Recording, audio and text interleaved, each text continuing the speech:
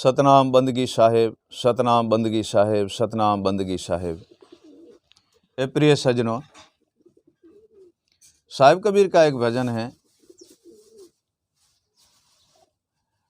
भमरो अपने संग लटलायो, सुनाई शब्द गुंजार, पर पाँख को भमरो भयो और उड़ चलो भमरे की लार।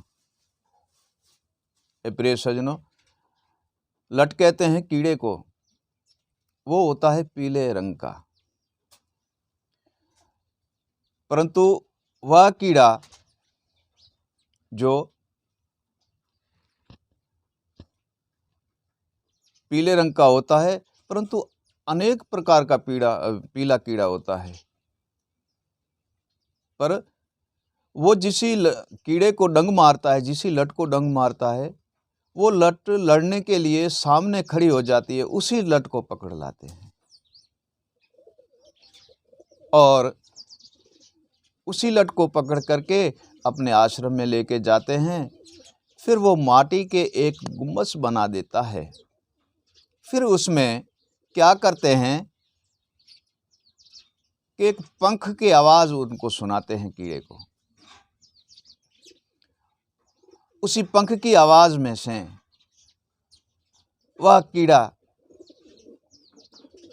भंवरा बन जाता है और भंवरे का रूप धारण कर लेता है और भंवरा बन के उड़ जाता है।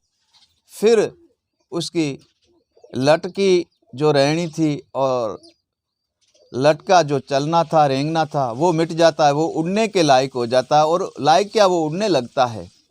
फिर उसका आहार और खाना पीना और हो जाता है।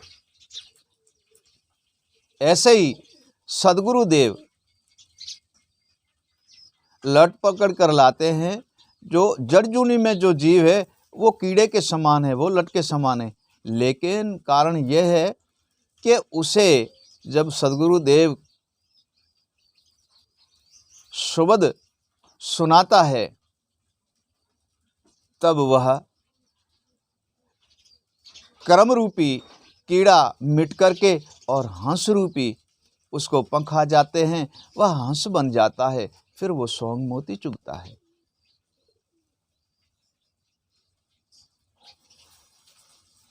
ठीक वैसे ही सर्वे कर्मों को मिटा करके और प्रभु उसको परमपद में लीन कर देते हैं और कर्म के बंधनों से मुक्त कर देते हैं। वह कर्म मिट जाते हैं, परंतु कर्म मिटाने का कारण है एक, जब तक गुरु के भजन श्रवण नहीं करेंगे, शब्द श्रवण नहीं करेंगे, गुरु भक्ति नहीं करेंगे, गुरु वाणी नहीं करेंगे, गुरु शब्द के स्मरण नहीं करेंगे, गुरु के शयन नहीं सुनेंगे, शयन का स्मरण नहीं करेगा, तब तक उसकी जड़ जूनी कीड़ा है, वह कीट से कभी हंस बन ही नहीं सकता और कीड़े से भंवरा बन ही नहीं सकता।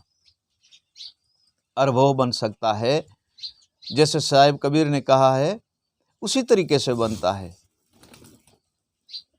कि एक तो लट का कारण है कि वो लड़ने वाली सूरवीर हो, तो शिष्य भी सूरा होना चाहिए ताकि वो गुरु के बताए हुए रास्ते पे चले और गुरु के बताए हुए उसी भक्ति और भाव से चले और गुरु के शब्द और स्मरण और भजन के भाव से चले और गुरु के बताए हुए शयन और शब्द से चले। ऐसा सूरवीर चाहिए। जैसे साहिब ने एक श्लोक में कहा है, शिष्य सूरा और गुरु पूरा।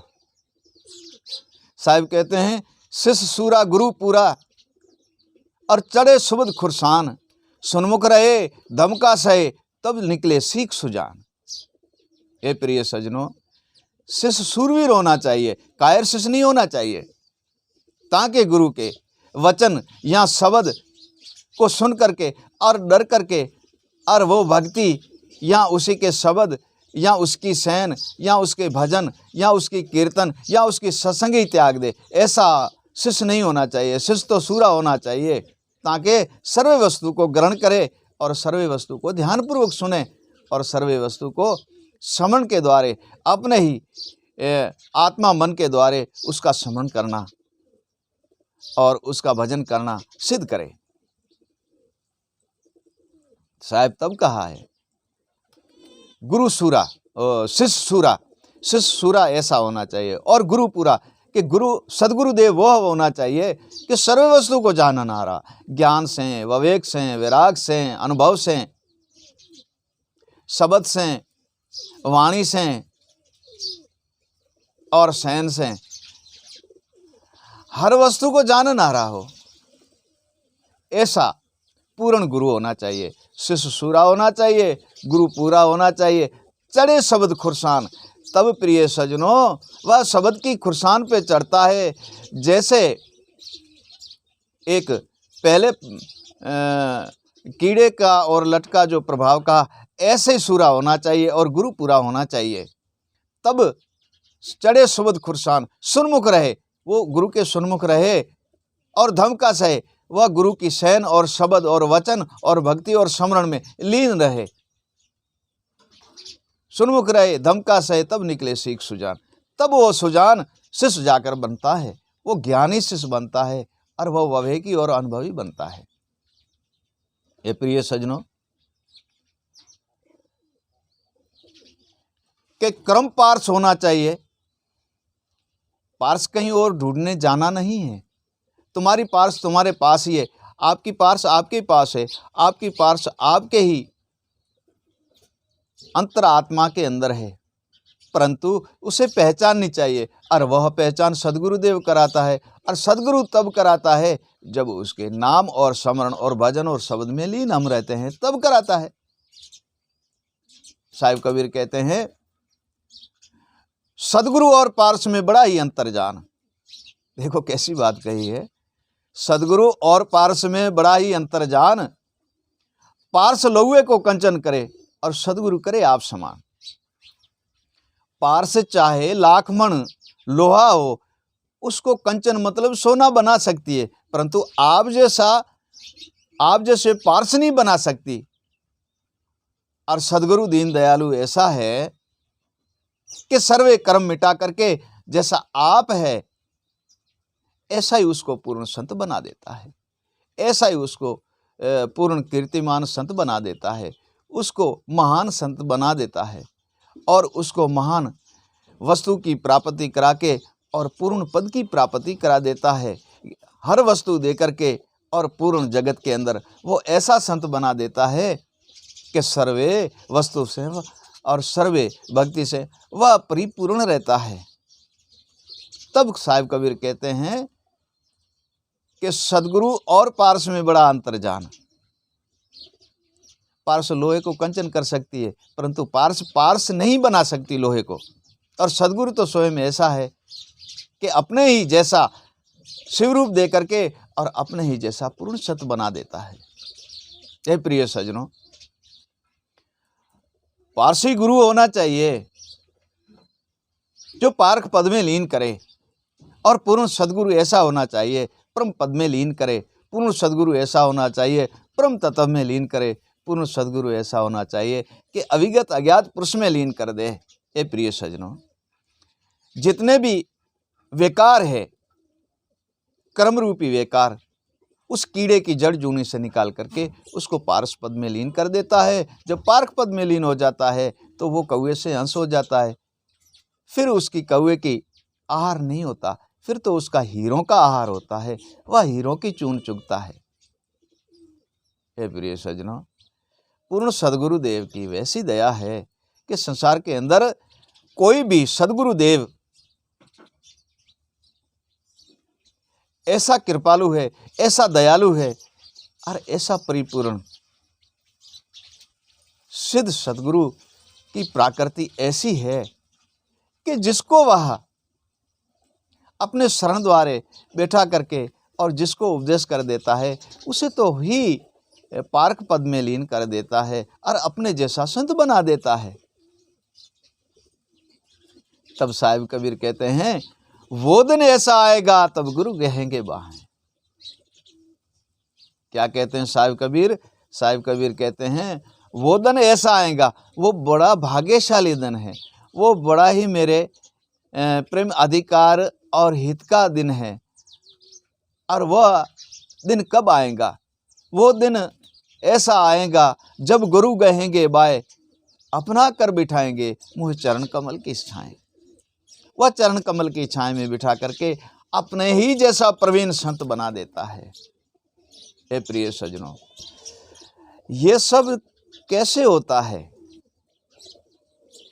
इसका कारण है, ये ऐसे होता है कि मन की वृत्तियों को सिद्ध करना है, मन की वृत्तियों को सिद्ध करना है, मन के भावनाओं को सिद्ध करना है, मन के जो विचार है उनको सिद्ध करना है।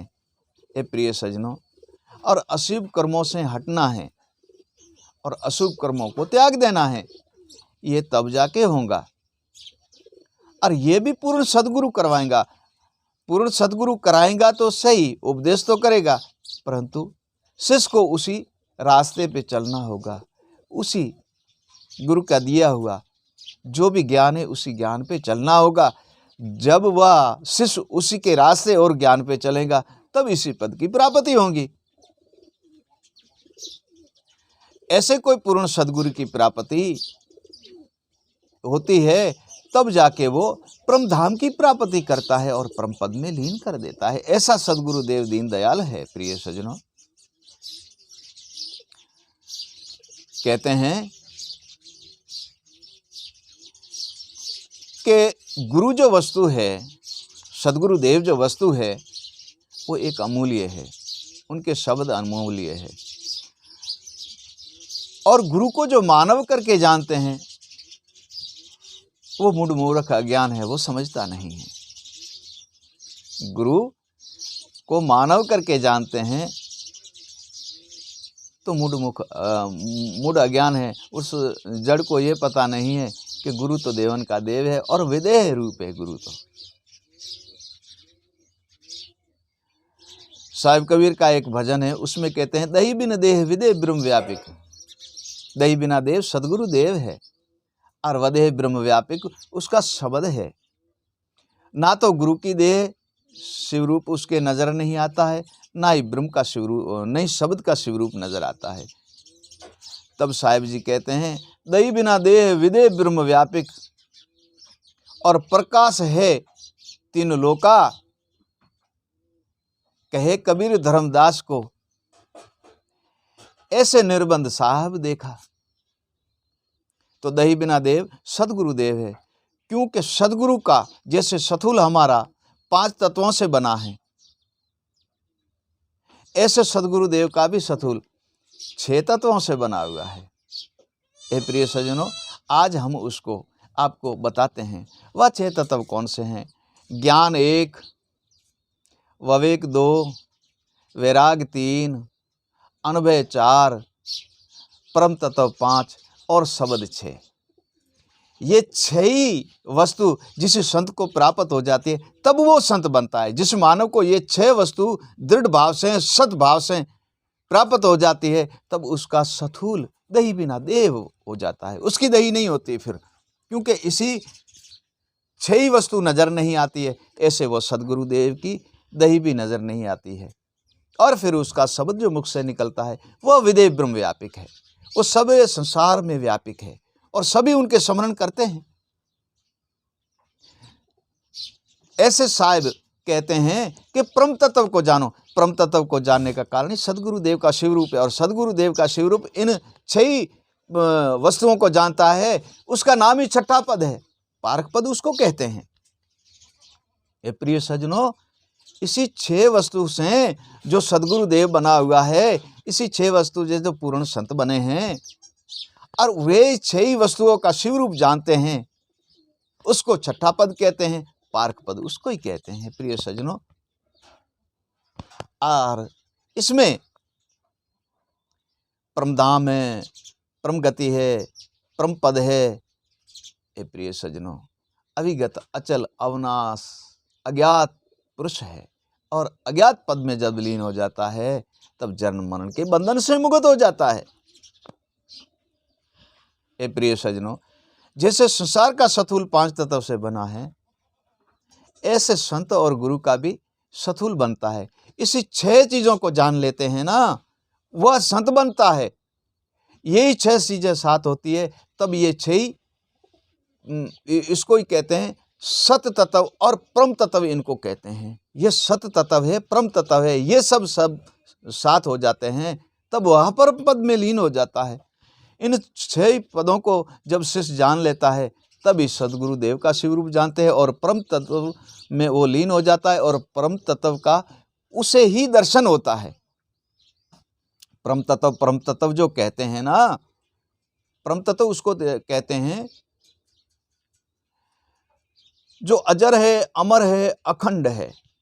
और जो ये 6 ही वस्तु है, ये अजर है, अमर है, अखंड है, वो तो 5 तत्व मिटने वाला ही है। अग्नि अग्नि में समाप्त हो जाएगी, जल जल में समाप्त हो जाएगा, वायु वायु में समाप्त हो जाएगा, आकाश आकाश में समाप्त हो जाएगा, पृथ्वी पृथ्वी में समाप्त हो जाएगी। हे प्रिय सज्जनों, ये तो यहाँ इसी संसार के पदार्थ भाव में ही रहने मिटने वाला है। हे प्रिय सज्जनों, वो जो 6 तत्व है, इसको चीनने से वो संत बनता है। इसी 6 तत्वों से ही संत बनता है और इसी 6 तत्वों से ही सद्गुरुदेव बनता है, जगत को उपदेश करता है। जब इन 6 तत्वों को जान लेते हैं शिष्य, तब वो परम तत्व में लीन हो जाता है और परम तत्व स्वयं ही निराकार निर्बंध है। प्रिय सज्जनों, ऐसे काग से हुआ काग से हंस बनता है और ऐसे ही करने से वह कीड़े और लठ से भंवरा बनता है। ऐसा सद्गुरुदेव मिले तब। ए प्रिय सज्जनों, साहिब कबीर कहते हैं कि सद्गुरु मोह पे दया करी, दिया निज नाम सार। देखो कैसी बड़ी बात कही है साहिब ने। साहिब मोह पे दया करी, दिया निज नाम सार, काग से हंसा किया, करतन लागी वार। ए प्रिय सज्जनों, सार शब्द दे करके निज नाम सार कहते हैं सार शब्द को। और कौए से हंसा किया, कौए से हंसा किया और करतन लागी वार।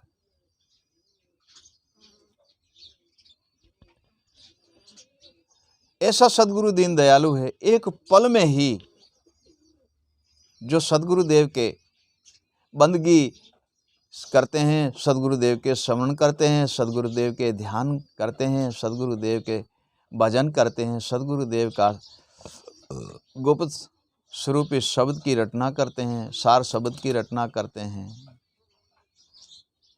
तो एक ही पल में वह कौए से हंस बन जाता है। ये प्रिय सज्जनों, ऐसा सद्गुरु दीन दयाल है, परंतु इसके अंदर कुछ वस्तुएं हैं, उसको त्यागनी पड़ती है। ऐसा नहीं कहा कि तुम माता त्याग दो, पिता त्याग दो, कुटुंब त्याग दो, घर की स्त्री त्याग दो। नहीं नहीं, ऐसा साहिब ने कभी नहीं कहा। ऐसा साहिब ने कभी नहीं कहा। एक आपको बात बता दें कि एक ही बात पे हम आते हैं तो सर्वे वस्तु का हद ठहर जाती है। चलो अस्त्री त्याग दी, अस्त्री को आप त्यागोगे तो परिवार नहीं बढ़ेगा, परिवार नहीं बढ़ेगा तो प्रभु को प्रभु कौन कहेगा, संसार में मानव होंगे ही नहीं तो ईश्वर को ईश्वर कौन कहेगा, गुरु को गुरु कौन कहेगा, और उसी निराकार निर्बंध का भजन कौन करेगा। किसी को त्यागने के लिए नहीं कहा है। साहिब ने कहा है जो तुम्हारा अशुभ कर्म है, विक्रम कर्म है, उसको त्याग दो। उसको त्यागने के लिए कहा है, उसको त्यागने का ही उपदेश किया है साहिब ने। और इनको जब त्यागोगे तब तुम स्वयं ही हंस बन जाओगे, तब तुम स्वयं ही हंस बन जाओगे। प्रिय सज्जनों, तब साहिब जी एक भजन में कहते हैं, साधो भाई अखे अमर घर पाया। साहिब जी कहते हैं अखे अमर घर पाया। अखे अमर घर का कारण यही है, इन्हीं जो 6 तत्वों से सतुल बना संत का और सद्गुरुदेव का। ये 6 तत्व को जो जान लेता है ना, उसको समझो कि वो इसी 6 तत्व में परिवर्तन हो गया। ये कभी मरता नहीं है, अजर है, अमर है। तब साहब कहते हैं साधो भाई अजर अमर घर पाया, साधो भाई अजर अमर अखे अमर घर पाया।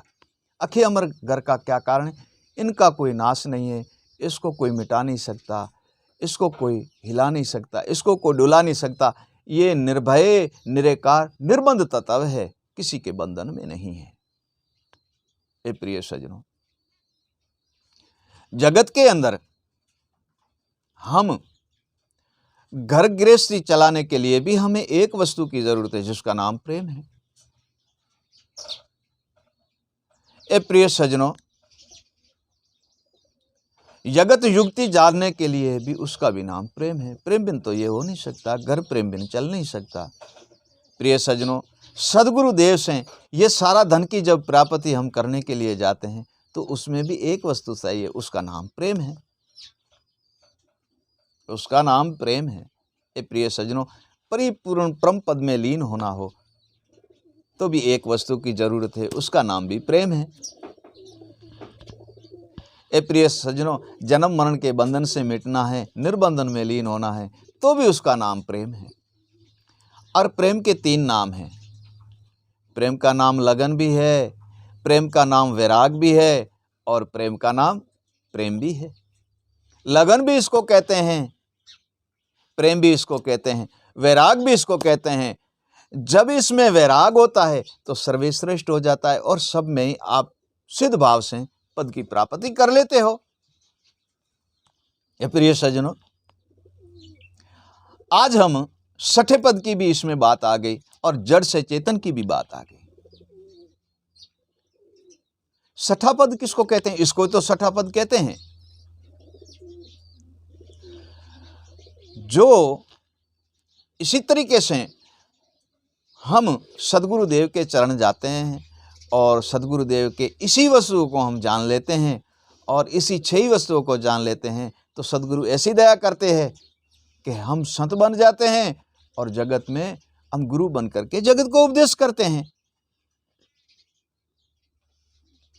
ना तो ये वस्तु नहीं है तो फिर सदगुरु नहीं है वह। क्यों? कि सदगुरु के लिए तो कोई वस्तु चाहिए बनने के लिए, तो ये सारी वस्तु नहीं है तो हम सदगुरु नहीं बन सकते। क्योंकि हमें शिष्य को भी तो कुछ देना है, जो हमारे स्मरण करता है, बंदगी करता है, हमारे चरण दंडवत बंदगी करता है, हमारे चरणों में शीश अर्पण करता है। ए प्रिय सज्जनों, उनका भी तो अधिकार बनता है, उसका भी तो हक बनता है कि उसको कुछ देना चाहिए। हे प्रिय सज्जनों,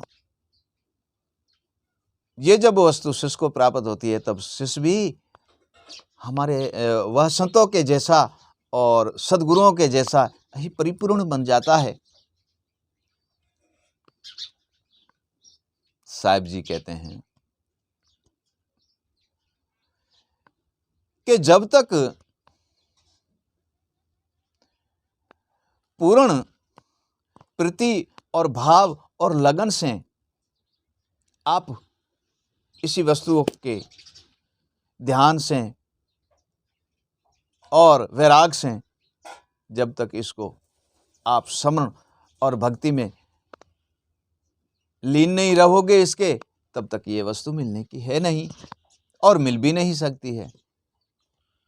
हे प्रिय सज्जनों, इसी संसार में एक बात आपको बता दूं, इस संसार में 4 सुख है।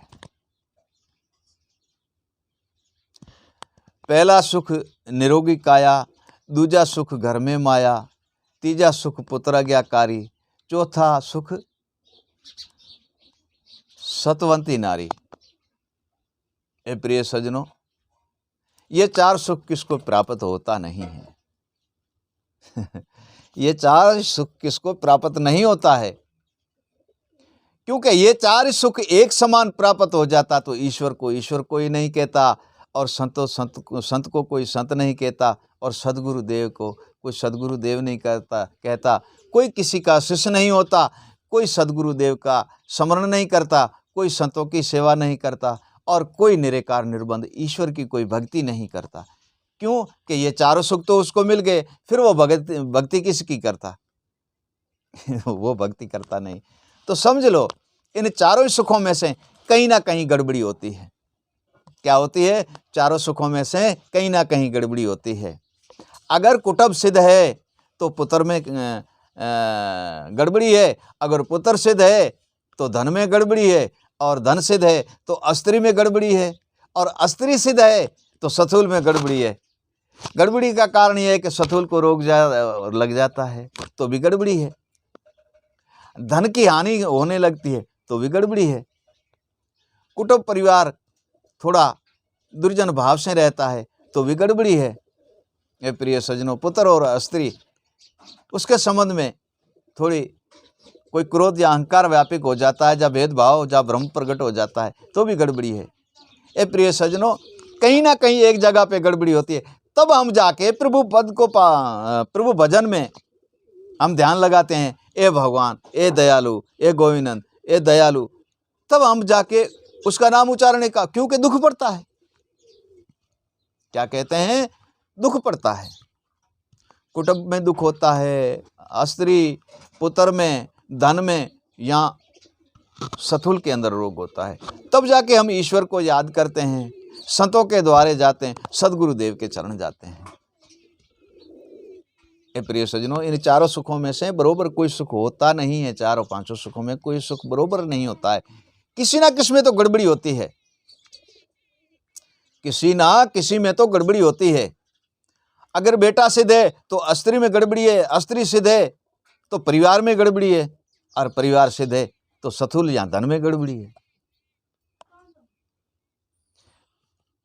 जब गड़बड़ी होती है तब हम नाम उच्चारण करते हैं। तब साहिब कहते हैं, सुख में स्मरण ना किया, सुख में तो स्मरण करे थे, करता नहीं है। सुख में स्मरण ना किया, दुख में करे फरियाद, कहे कबीर उनदास की अब कौन सुने दाद। सुख में स्मरण ना किया और दुख में करे फरियाद,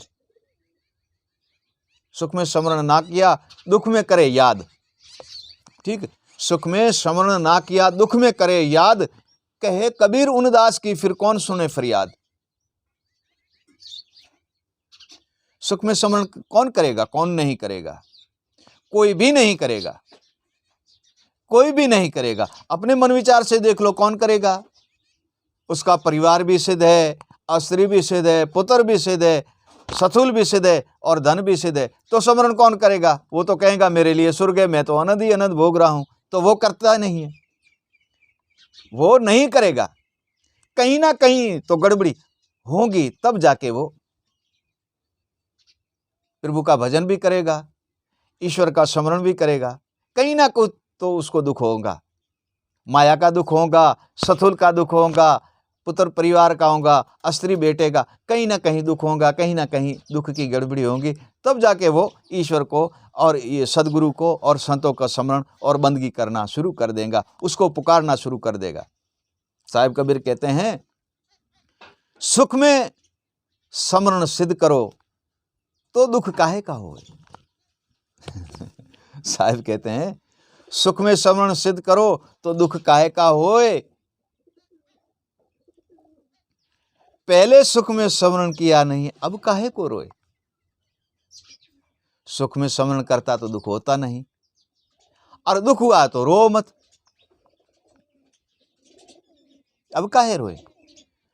तो प्रिय सज्जनों, ये याद होना चाहिए कि ये सारे वस्तु दृढ़ होती नहीं है, और कहीं ना कहीं ये दुख की कारण है। स्त्री पुरुष में दुख हो, सथुल में दुख हो, कुटुंब परिवार में दुख हो, धन में हो, कहीं ना कहीं गड़बड़ी होती है, तब जाके प्रभु भजन होता है, तब जाके प्रभु का नाम जपते हैं। ये प्रिय सज्जनों, ये सारे सुख एक समान मिल जाए ना, तो ना तो ईश्वर को कोई ईश्वर कहेगा, ना संतों की कोई सेवा करेगा, और ना ही सदगुरुदेव के चरण जाकर के उसका शब्द और भजन और स्मरण करेगा। और इनके स्मरण और इनके भजन बिना कोई परम पद को पा नहीं सकता है, और कोई भी निर्बंध हो नहीं सकता है, कोई भी परम पद तत्व को चीन कर उसमें लीन नहीं हो सकता है। और कोई भी निराकार निर्बंधन का दर्शन भी नहीं कर सकता है। ए प्रिय सज्जनों, ये सब करना सिद्ध है और भजन करना सिद्ध है। ए प्रिय सज्जनों, ऐसे ही करने से ही हमें परम धाम और परम पदार्थ की मुक्ति और परम पद में हम लीन हो जाएंगे और निराकार निर्बंध के दर्शन होंगे। हे प्रिय सज्जनों, ऐसा करने से सर्व ही हमको सुख मिलता है। वो तो 4 सुखों की बात कही है, परंतु हमें संसार के सर्वे सुख मिलता है। इस संसार के तो क्या सुख मिलता है हमको, और परम धाम परलोक का भी सुख मिलता है।